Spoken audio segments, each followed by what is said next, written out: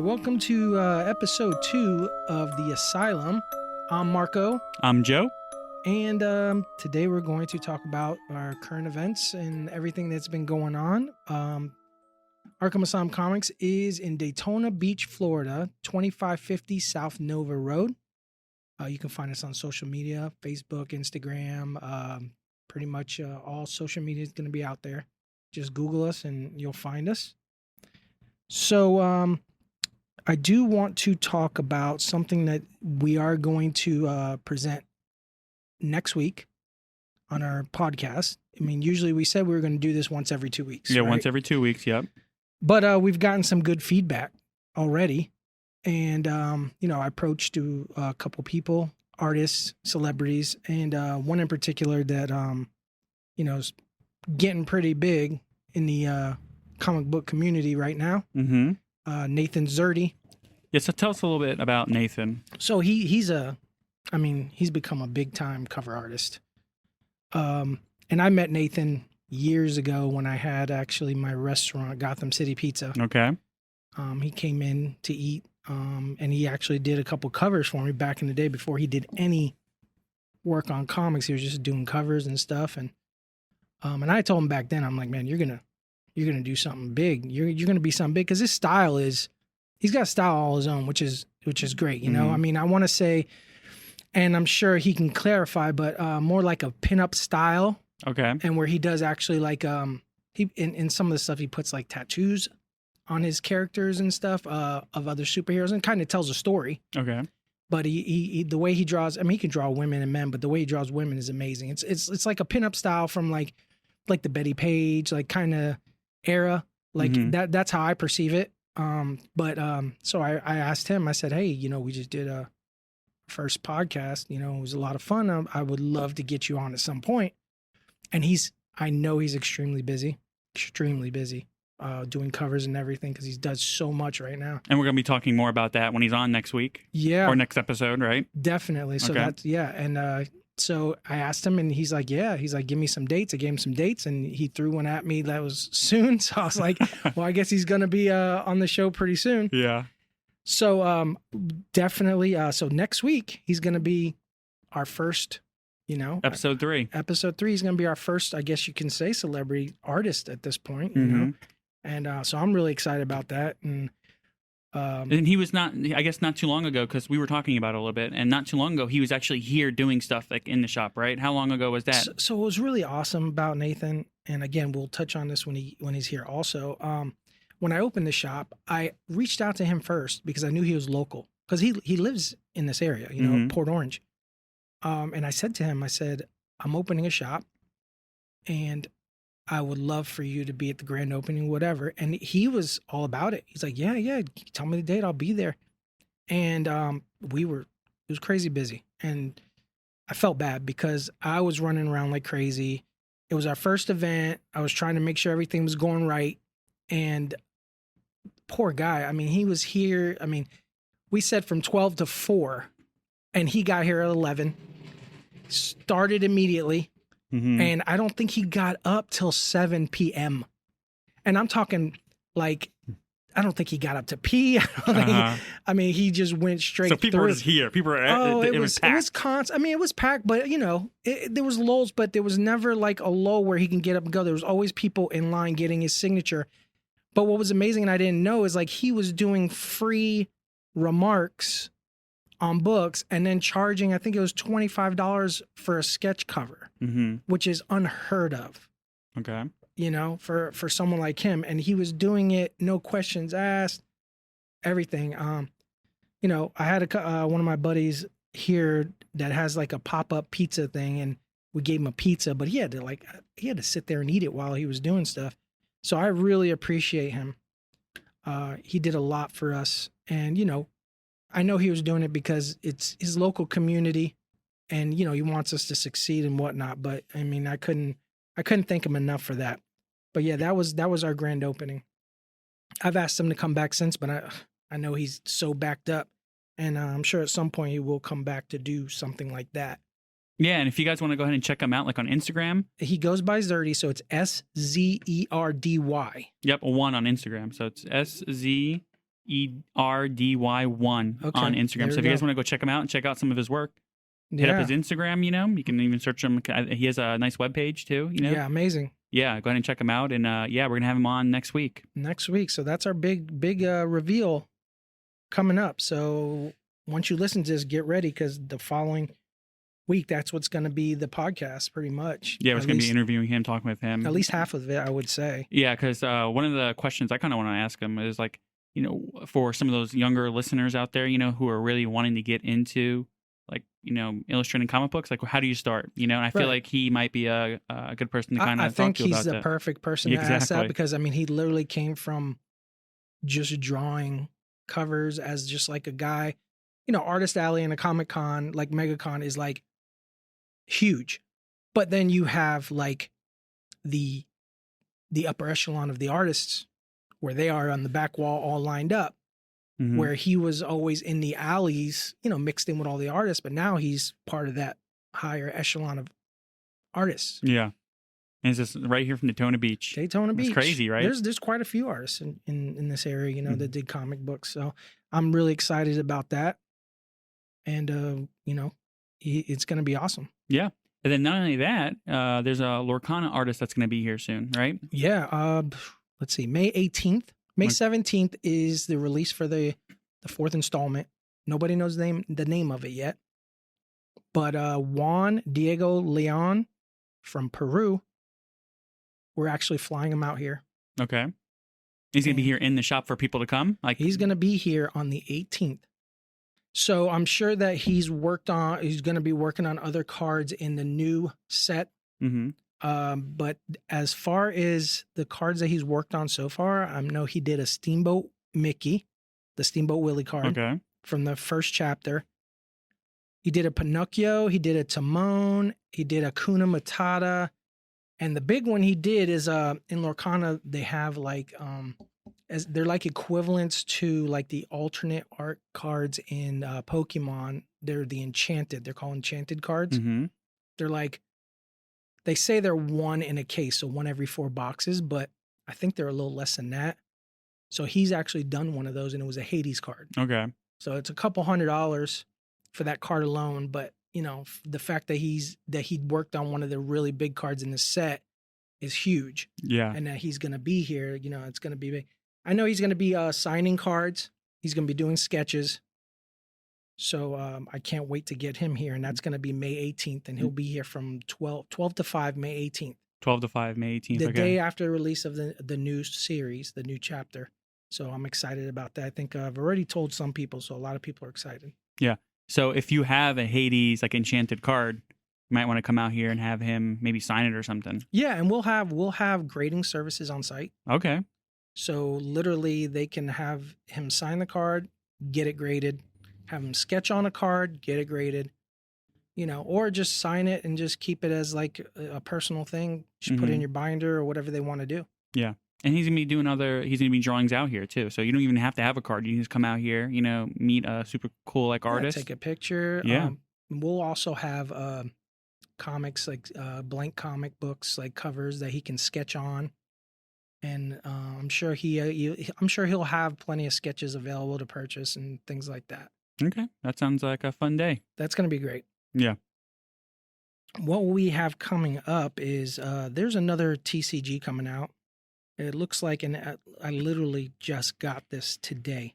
So you're talking about like a TCG, right? Is there so is this going to be like Lorcana almost in a way? You build your deck, or is it like you have like a board or something? No, it's a deck building game. So it's going to be there's going to be decks available for purchase, and then there's going to be packs. So it's going to be game and collecting. Okay. Just like Lorcana. So Mhm. it's like there's going to be chase cards, there's going to be variants, stuff like that. And what it's called, it releases, the actual game releases in October 2024, and it's called Union Arena. Mm-hmm. So it's basically a mashup of a bunch of manga and Japanese anime, like Bleach, Okay. Hunter x Hunter, Jujutsu Kaisen, Demon Slayer, One Punch Man. So it's a mix of a bunch of people's, like, people that are in manga, they like a mix of a lot of different things. So it's all those different things. And I actually we have demo decks available. So if people want to come in and try it, we have demo decks, but very limited supply. Mm-hmm. So it's a good possibility by the time this is being heard, we might not have any left because they are demo decks that was sent to us by the distributors. But if they're demo decks, are they going to be always here for people to play? We are going to keep one of each here, but we are going to be handing them out to people that want to play. I mean, we have quite a few, but they will be gone. Mm-hmm. And I got the chance to play it. A customer came in that already played it before, and it's like Lorcana, but it's not. It's, again, all these TCGs take a little piece of everything. Yeah. So it's definitely something new to me. It takes there's a learning curve to it. I'm excited for it because there are some of these that I do enjoy. One Punch Man, Bleach, I do like them. Demon Slayer, but I'm not familiar with all of them.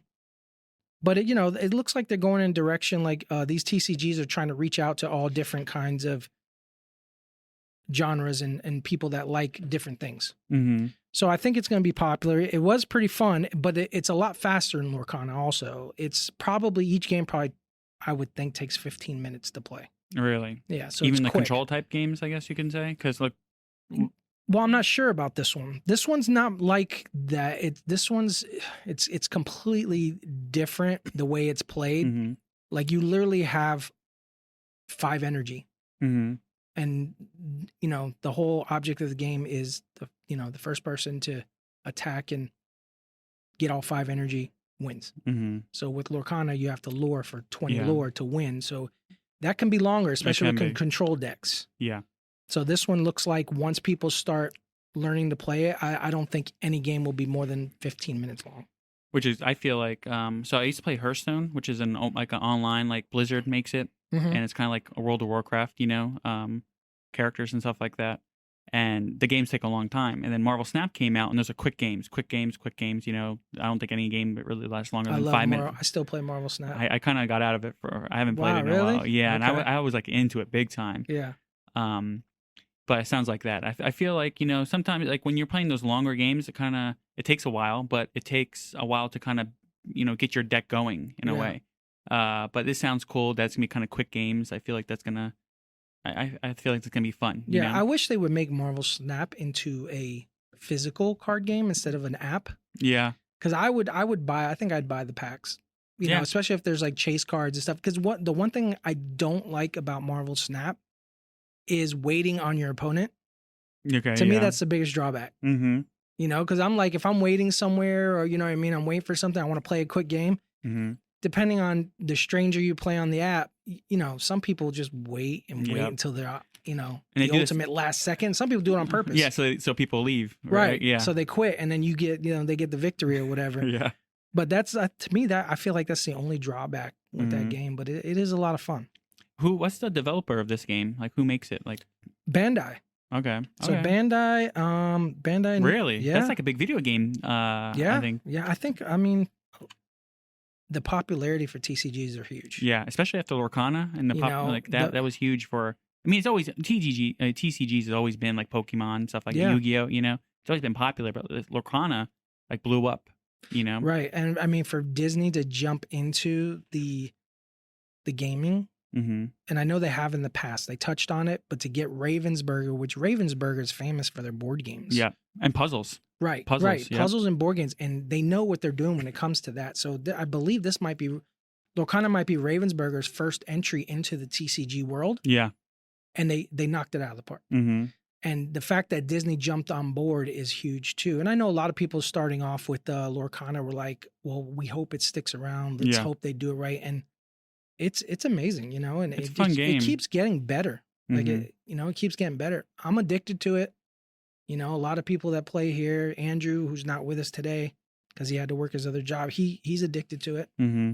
Every single time the last couple times I've been in here, you guys are playing when I walk in. Yeah. I mean, like I said, we're at the point now where we can play a game within 15, 20 minutes. Yeah. Easy, and it's a good way to just, make time fly by. Mm-hmm. So that's the one thing that's going on here. I also want to touch up on one thing about Disney. Remember you saying that Disney jumped on this? Yeah. The card game that was before this that Disney they had like a Sorcerers of Magic Kingdom. Oh, I remember that. That was like in the parks though. I loved it. Yeah. So you go to the parks and you have like I have a whole bunch of the cards and I have some of the special like event cards. We're going like to like that have like the Halloween event. Mickey's Not So Scary, and you can get a special card when and you they're go worth into money. it. Well, I have a whole bunch of them, right? And they were super cool because like you had your card and then you can go to different places around the parks. I think it was only Magic Kingdom, and you hold your card up. It was only Magic Kingdom. And you can hold your card up, and then the park would kind of interact with you, right?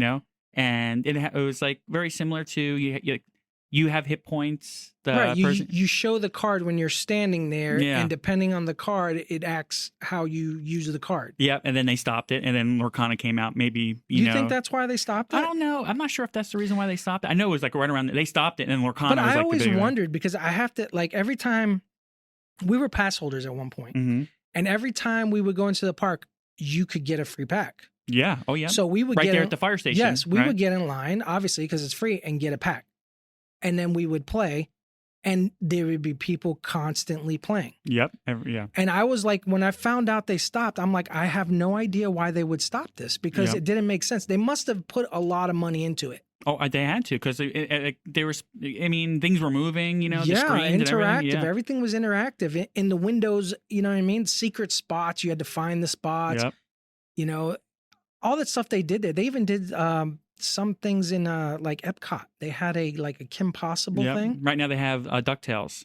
Oh, so really? it's like all in your phone. Yeah. So like Huey, Dewey, and Louie, all kind of doing something. I love it when you go into like a shop and like a big monster comes out. It's cool. Yes. I love that. That's what I was going to ask you that next. I was like, I wonder because I know the Kim Possible thing stopped. Right. Yep. Now it's the DuckTales. Okay. I was wondering if they kept going with that. See, that's what I don't understand. Why did they continue that, but they stopped the sorcerers? Because to me that was so much fun. The only thing I can think of, and the collectability was there. Yeah, it was collectability. The only thing I can think of is Lorcana. I can think. I mean, because the cards are similar almost in a way. In a way, yeah. They were similar. Next time I come, I'll go tomorrow. Like tomorrow, we're gonna hang out for a little bit here. I'll bring them. We can take a look to see how similar they are. Yeah, and I wonder if those chase cards, like the special ones from the Mickey's Christmas, and did they hold up in value?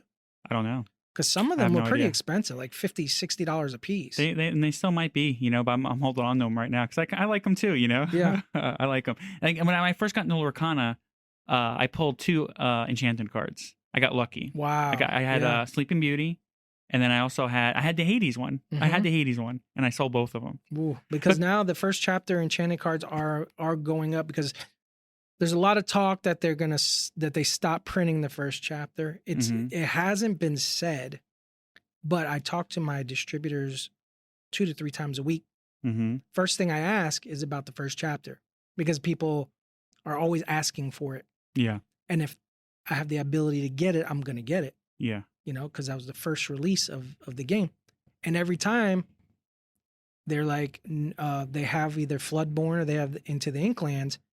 And I'm like, have you heard anything about the first chapter? They're like, we've heard nothing about the first chapter. I was like, do you know if they're going to continually print it? And they don't give me a yes or no. So even they're more on the side of they're not going to print it. Why not though? That's what I don't understand. Like, so if I want to pick up Lorcana again, right? Do I need to buy the new Into the Inklands? That's the newest one. Do I need to go buy Into the Inklands?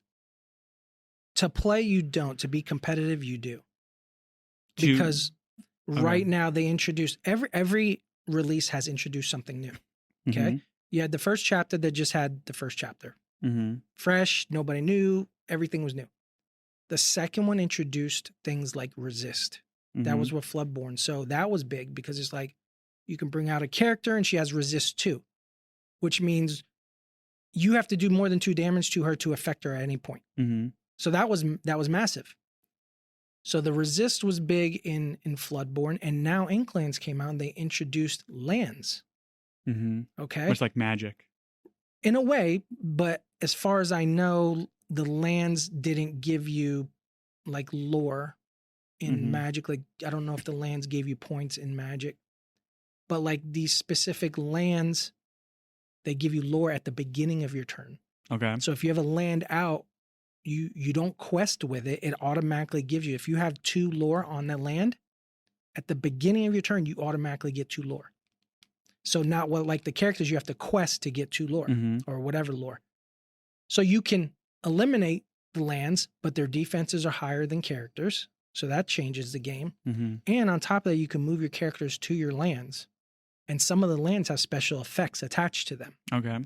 So like if you're playing with just a first chapter deck and I'm playing with the Inklands deck and I'm bringing out lands, you really with just the first chapter have no way to deal with those lands, Mm-hmm. if that makes sense.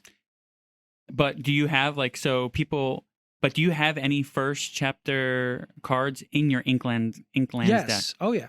So, but if they're gonna stop printing those, that's there's probably gonna be like meta decks that have some of the first chapter cards in it, right? Mm-hmm. So if they stop printing, that's kind of a bummer. Well, I mean, even look at Pokemon.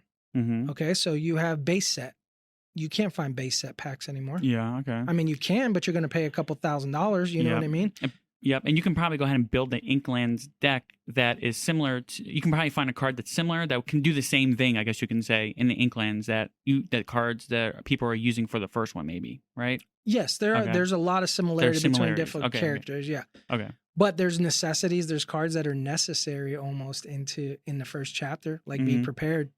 Yeah. It's still being played Yeah. like constantly, like 4 in a deck if you're playing control deck, Mm-hmm. and that's only in the first chapter. Mm-hmm. So there are like cards that are staples in decks, but that might go away. Yeah. As we continue to go, there's a lot of cards from first chapter that were broken, Yep. and now they're not because there's cards to deal with them in the Okay. new sets. Okay. So be prepared. Next set Won't be maybe not as might dangerous. be nothing. Yeah. Yeah. I hear It you. all depends, but it's gonna. I think it's gonna have value if they do stop printing. First chapter is gonna be worth a ton of money. And I Yeah. feel like that's why all these cards are starting to go up in value. The Enchanted, especially in the first chapter, Mm-hmm. they're starting to go back up Yeah. again.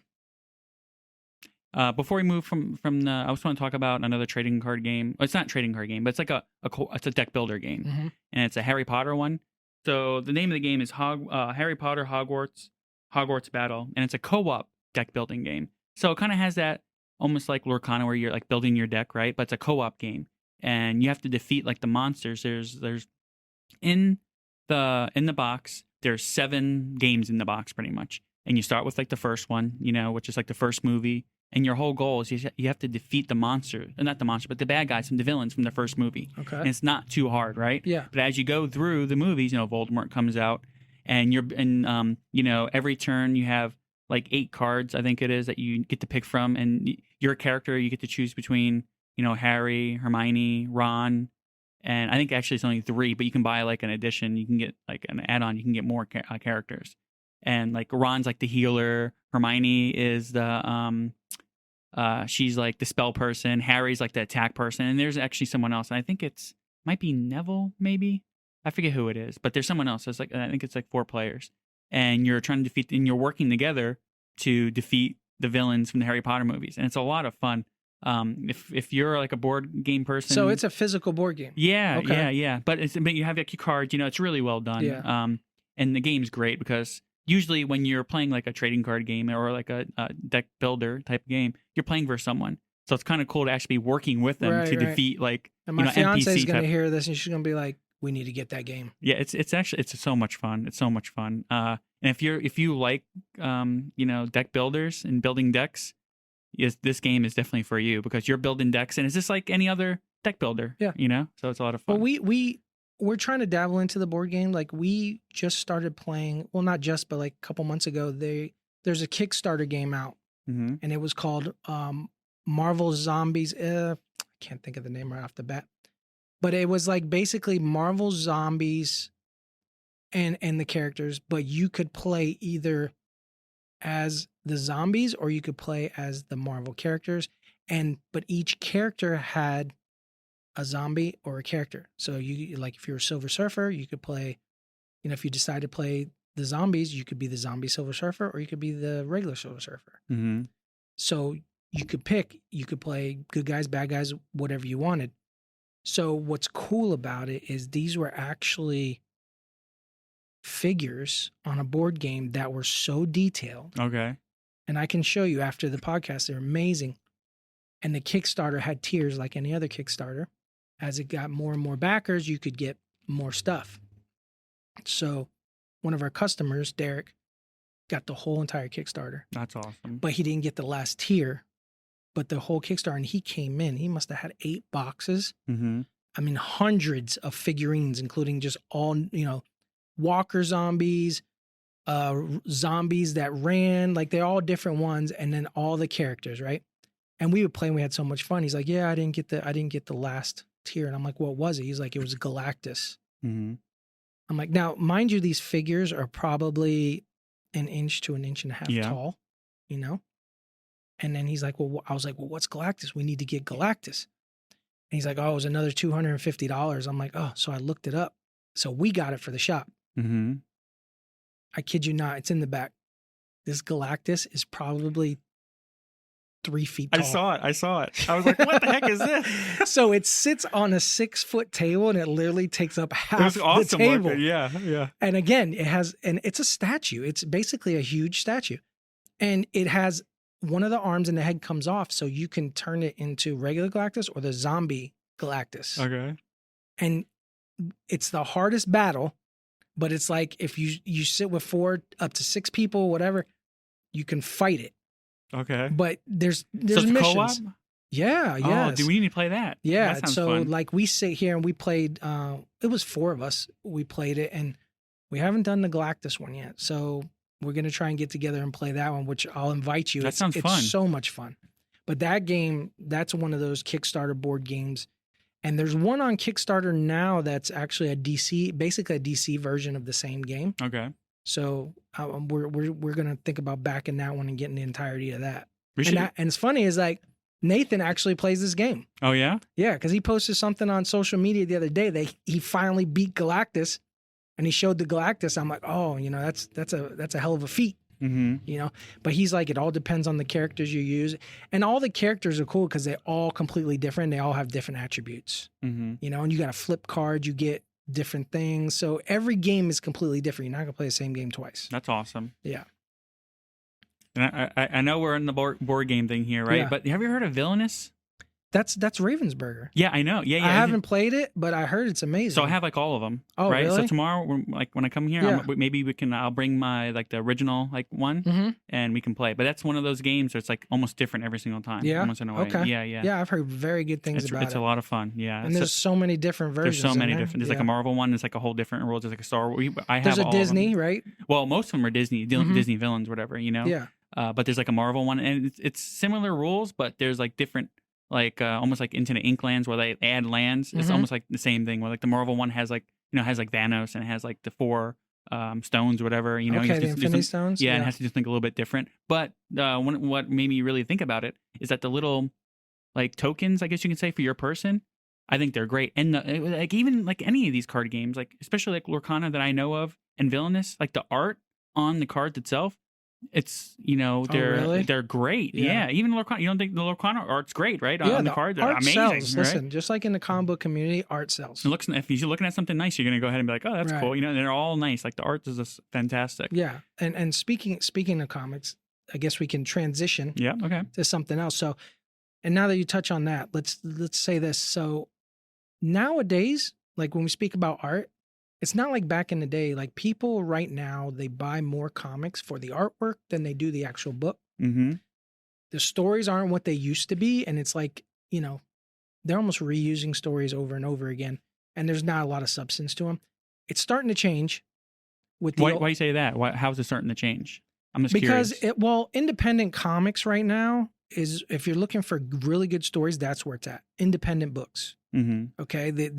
It just seems like they take more pride in the stories and writing the stories and independent, like Image. Mm-hmm. Image is probably number 1 seller when it comes to stories. Okay. And which is crazy. All the artwork's good. All artwork is good. But when you talk about artists, the artists that work on Marvel and DC, in my opinion, are better than independents. And it might be because of the pay. It might be because they just get the bigger arts. I don't know, but art sells for Marvel and DC. Mm-hmm. Stories sell for Image and other independents. Like, just to give you an example, independent books that are hot right now. World Tree, very hot.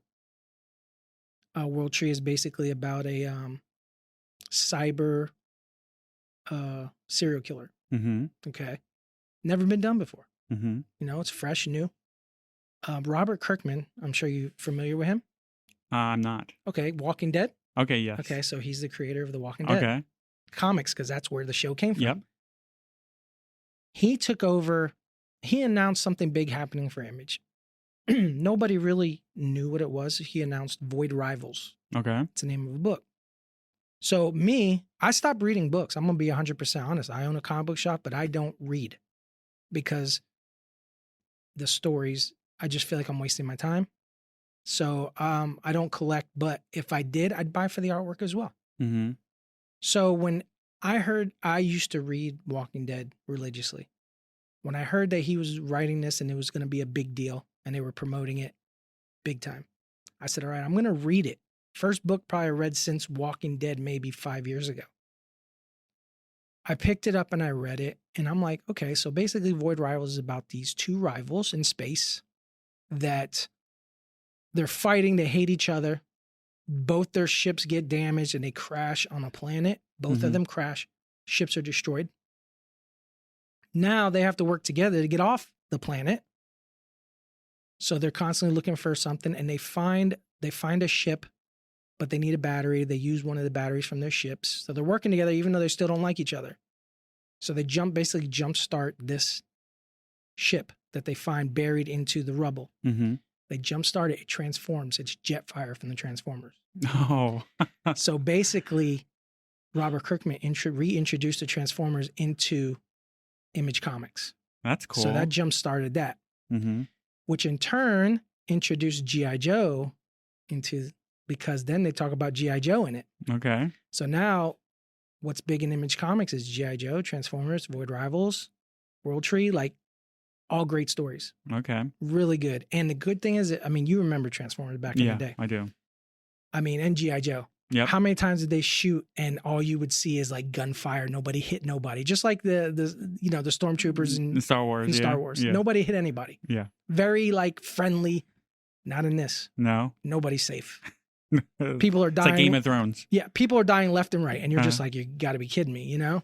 So you started reading again then? Yeah. So Okay. it's actually more. I mean, let's face it. Like these aren't, like I said, these aren't the times like they were back in the day where people come into comic book shops and they're not 8 to 13-year-old kids anymore. Yeah. You know, people that are coming in to buy comics, they're, you know, I want to say they're men, you know, and some women, but they're, you know, in their 20s, 30s, 40s, 50s. These are the people buying comics now. Mm-hmm. You know, they're not 75 cents anymore. They're $2.99 and up. Yeah. So it's catering to the more grown up. Mm-hmm. Okay. When it comes to Marvel, you got, they just released the Ultimate Universe. So it's Ultimate Spider-Man, Ultimate X-Men, Ultimate Black Panther right now. Ultimate Spider-Man came out and it just like, they said it was the best story written for Marvel Comics in over 20 years. Okay. And it was. So Ultimate Spider-Man, Ultimate Black Panther, Ultimate X-Men, they're going crazy right now. Mhm. Like everybody's, you know, we have more people on our pull customers, subscription customers on those titles than anything else. You know, and our subscribers, let me just say this. When you come to Arkham Asylum Comics, if you become a subscriber, well, first of all, even if you're not, we bag and board everything. Okay. So when we put new comics out, every single book is bagged and boarded because we don't just cater to the readers, we're catering to collectors. Mm-hmm. So a lot of comic book shops, when you go in to buy a new comic, they're on the wall, but they're not protected. So you're going to get a comic, you're going to pick up a comic that maybe 5 to 10 people have picked up and thumbed through. And in my opinion, they're not going to be near mint anymore. Mm-hmm. Okay. So with us, as soon as it comes in, it gets bagged and boarded. It's near mint. Okay. So always. And if you're a subscriber with us, automatically you get 10% off anything in the store. Awesome. How much is that? Free. Okay. Okay. That's awesome. I mean, you just pay for your comics. So you Yeah. just subscribe. Mm-hmm. We ask for 5 titles. So subscribe to 5 titles and you get 10% off all the time. Okay.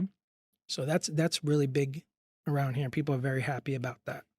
So do you have any stories from the shop this week? I think this can be like a segment, tell me like something that's going on in the shop. Yeah, actually, didn't happen this week, but it did happen a few weeks ago.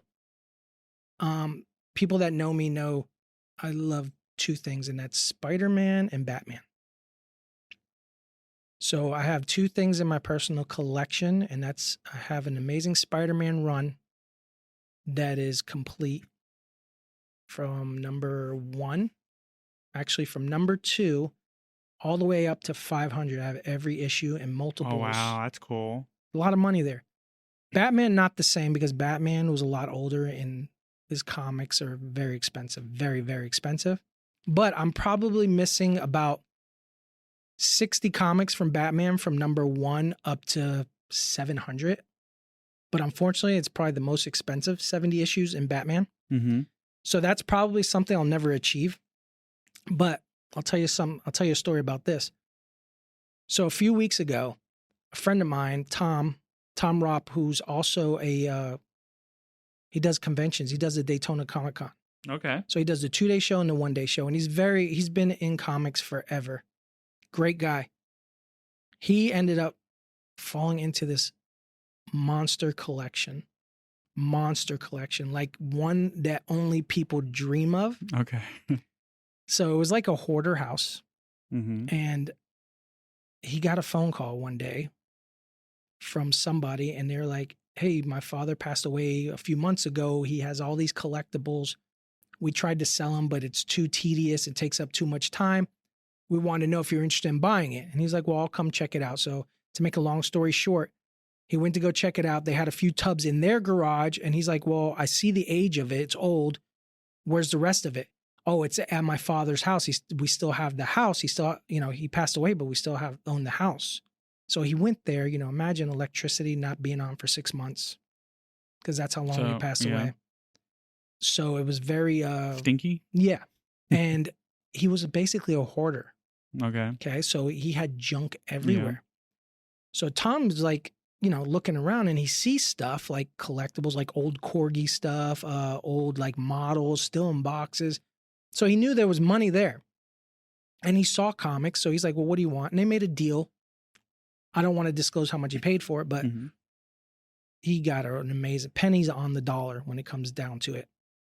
So as he's making his way to go through his books, he literally told me he had to move stuff out of the way to get to stuff, like make a walkway. Yeah. And he finds like an envelope, right? And what do they call those envelopes? Those orange envelopes. Like for what kind of orange? Like, those long ones. Oh, like manila or Manila something? envelopes, right? So he finds one and just randomly in there, and he opens it, and he said there was Hulk 1 through 6 in it. Now, when I say Hulk 1 through 6, I'm talking about the original Hulk 1 through 6. Okay, that's awesome. Hulk's my favorite character. Well, those 6 books were probably $10,000 by themselves, maybe more. That was just one envelope. So basically, what he found was every Marvel book from the 60s on, from number 1 until the end. Okay. In this collection, this is what this guy had. That's awesome. And he just had them everywhere. He didn't have them like in order. They were just everywhere. Mm-hmm. So he told like a lot of us dealers, hey, this is what I have. And, people were jumping on it. And I told Tom, I said, listen, what kind of Spider-Man did he have? Because I need one issue, the number 1, which I've had in the past, but I sold it a long time ago. I had 2 of them. I sold them. They were so low grade, and I sold them. So I've been hunting for one, but this price is crazy right now. So hold on. So can we talk about how much you sold it for back then? Oh my God. I really don't want to, but I will. Okay. No. I will. So let's see. We're talking, God, it had to be like 7-8 years ago at least. Mm-hmm. There was a guy on social media that had 2 of them, and they were raw. Now raw means not graded. Okay. He had them raw, and they were beat up. And I paid $2,000 for both. Okay. That's unheard of, especially now. I got them graded. One came back a 1.8, which is very low. That other one came back a 2.0. I ended up selling both of them for $1,800 a piece. Okay. Just to, So you like doubled your money on them? yeah, but just to give you an idea, Yeah. a 2.0 right now, I could sell for probably $7,000 to $8,000. Okay, so it's went up a little bit, right? Yeah. So I regret it. One, because I needed that book for my room, but in my head, I'm like, I'll get it again. You know, Mm-hmm. it got to the point where I'm like, I don't know if I'm ever going to get this book again. Okay. You know, people don't just let go of these Yeah, books. And yeah. if you do, you're going to pay a pretty penny, Yeah. you know, and this was before I had, you know, so many kids, you know? So Tom's like, yeah, he's like, this guy had Amazing Spider-Man 1 up. I'm like, are you kidding me? He's like, yeah. I was like, what do you want for the 1? Mm-hmm. He's like, you know what? He's like, I'll just bring it in so you can see it. I'm like, oh my God. Okay. So I'm at the shop, I'm sitting there, and he comes walking in with this book, and he shows it to me, and I'm like, I look at it, and I'm like, oh my God. And it's not a high grade or anything, obviously, but it was probably a 2.5, 3.0. I'm So thinking better than what you had better then. than what I had, Okay. and it was raw. And I'm looking at him, I was like, Tom, what do you want for this book? And he had a price on the back, and I definitely couldn't afford the price on the back. And he's like, make me an offer. I'm like, oh. So again, I'm not going to tell you what I paid for Okay. it. Okay. But I said, So you got it then. I said to him, I gave him an offer. Wasn't a low offer, but it was low. And he went up some. And I was like, all right. I was like, I'll take it. I said, but I got to make payments. And he was like, are you serious? Like joking. And I was like, yeah, man. I was like, I don't have this kind of money laying around. Yeah. He's like, no problem. He let me do it. He let me take it right then and there. That's awesome. And now it's part of my collection, Amazing Spider-Man #1. I've thought about grading it, but I was like, oh, it's in my possession. I don't want to let it go. Yep. So you don't even need to grade it, right? But now I have the entire run. That's know? awesome. And that's like, honestly, I mean, a lot of my run, especially the key issues in my Amazing Spider-Man, I've upgraded constantly. I mean, it's got to be worth, I don't know, the collection's got to be worth $100,000. That's pretty amazing. Yeah, it's That's an Amazing Spider-Man. Yeah. So, I mean, that's, you know, that's my kids' cars. That's stuff like that. So what's the, let's say, you know, so you have all your Amazing Spider-Mans, right? What's the next book you're looking for for your collection? Honestly, I'm at the point now where there isn't, like, I touched on the book that I hoard is the Amazing Spider-Man 238. If I ever see those, I'll buy them just because it reminds me of my father. And I love the book. So pretty much that's the only book I'm going to buy.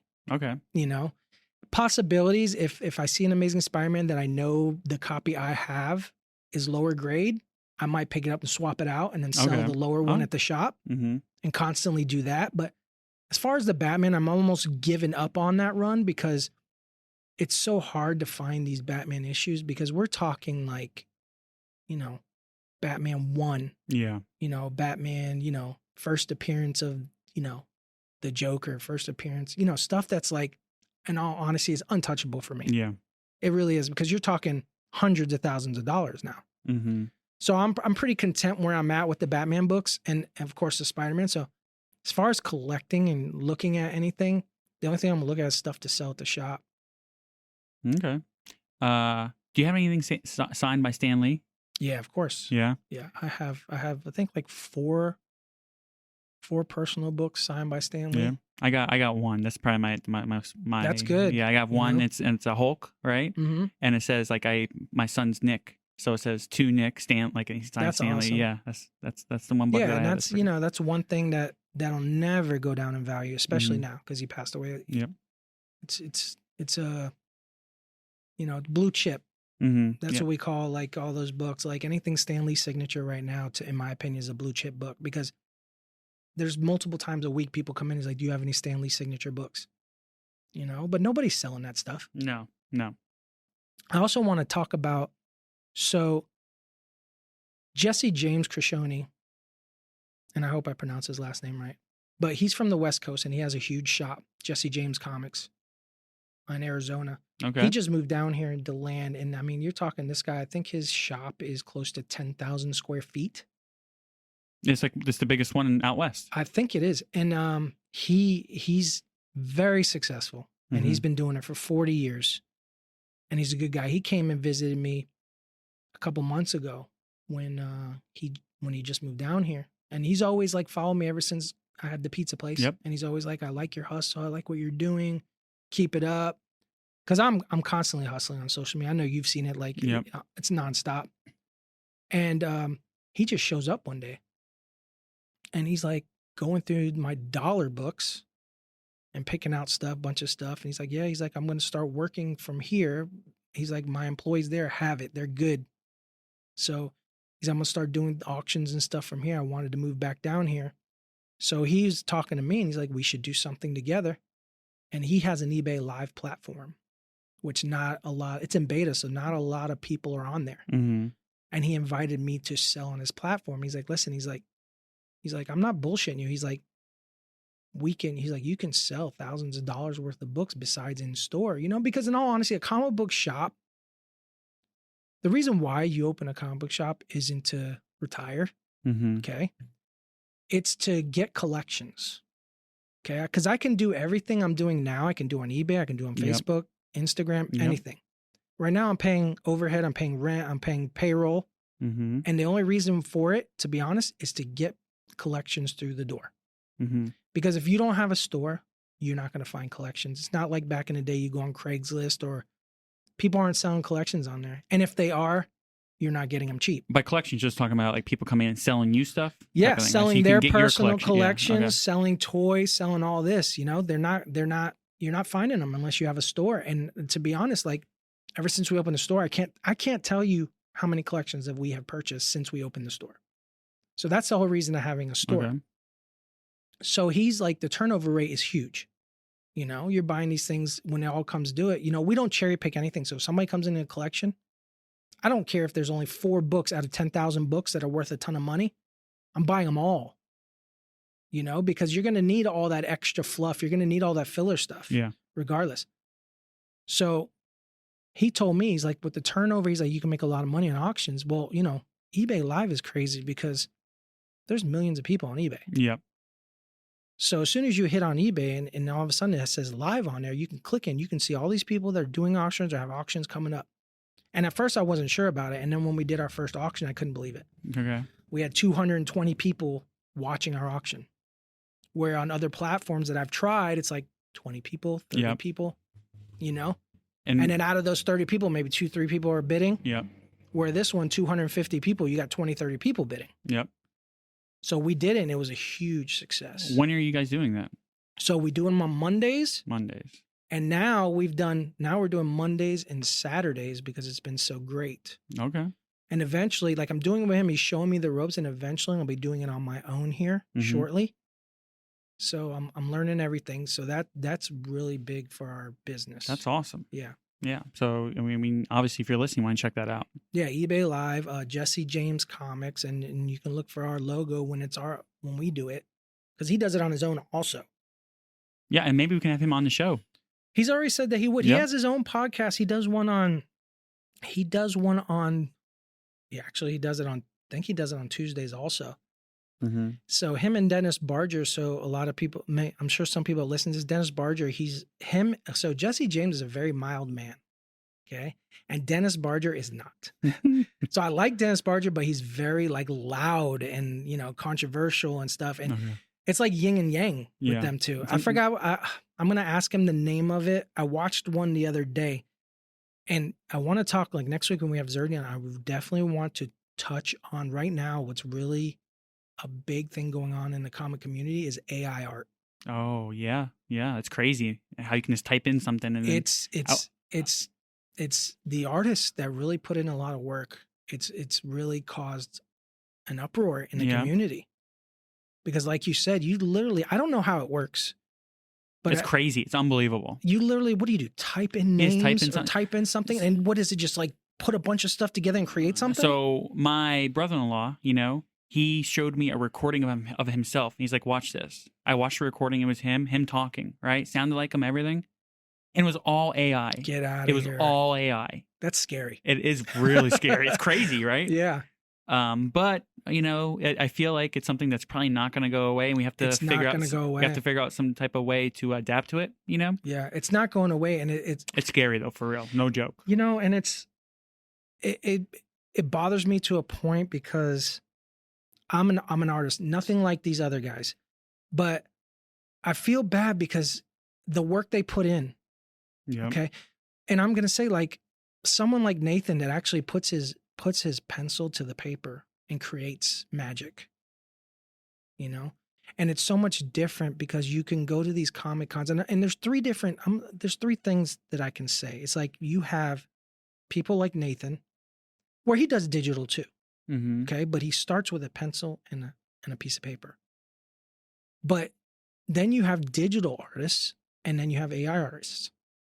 So you go to a con and you go up to Nathan and be like, hey, I have a blank cover. Can you do a sketch? You know, whether he has time or not, he's give you a price and he does the sketch on the cover or whatever you want. Then you have digital artists where some of them do not know how to draw, like with a pencil. Mm-hmm. So they can't do sketch covers. You know, they literally need a tablet. And then you have AI artists that like Andrew, who probably can't draw a lick, can become, you know, he can put something out there that looks better than 90% of the artists in the industry. Yeah. Because I've seen some of these and it blows you away. It like does. they are, I mean, some of the artwork that they create is freaking amazing. Yeah, it is. It is. But you gotta think about it this way. You know, you got music, and I think that it was almost like a similar like type of conversation going on with like Skrillex and stuff like that. People creating music, but it's all like digital. You know what I'm saying, right?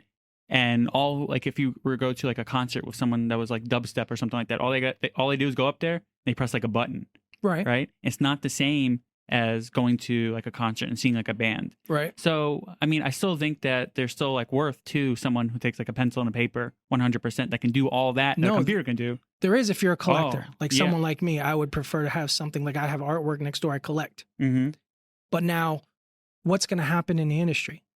Like Marvel, do they care about artists or do they say, hey, listen, I'm paying him $1,000 a cover, but I got Joe Schmo over here has a good idea and he can put a bunch of things and he's going to charge me $200. Yeah. But, you know, gotta think about it this way. I like you were talking about earlier with the independent comics. How the stories are better in those independent comics. I think people are going to realize that. You know, I really do. I think that people are going to start going to. I think now is like the time to shine with those independent comics. Right. The stories are going to have to start selling at some point. Yeah, exactly. Because like I said, you know, it's just like Walmart, Target, right? Mm-hmm. Now everything. I mean, not everything, but what 90% is self checkout. Yep. Even though half the time none of them are working, but it's self checkout. So you see less and less people working, and you're doing the work by yourself, right? Yep. But now they're paying a lot less. Their payroll's a lot shorter. Yep. So, I mean, I just feel like this is the way it's going to be. This is going to turn it even for comic books. Yep. You know, and it's got to, and I that's what I want to talk to him about. Does he have a fear? Like, is he worried? Like he's going to lose his job? Because this is how he supports himself, his family. Like is it going to go away? Mm-hmm. You know, because do these people in Marvel and DC, do they actually care about their artists? I don't know. I mean, at the end of the day, it's all about money, right? Yeah, it's true. With these big companies. Right. It's all about money. So, that's the way it is. And so next week, we'll prepare for next week's episode. That's going to be a good one. Yeah. So I guess that's how we'll end this one. It's a great episode. I love doing it. Yeah, I'm having so much fun with this, you know, and I hope everybody else is going to love it also. Yeah. So with that, this is the end of the episode. Episode 2 is now officially wrapped. Yeah. And can you tell, where can we, like someone is listening, they're like, you know, I seem to come check out Marco and his comic book shop. Where is the shop at? Yeah. South Daytona. So 2550 South Nova Road. Phone number is 386-310-4540. You can find us on all social media, Instagram, Facebook.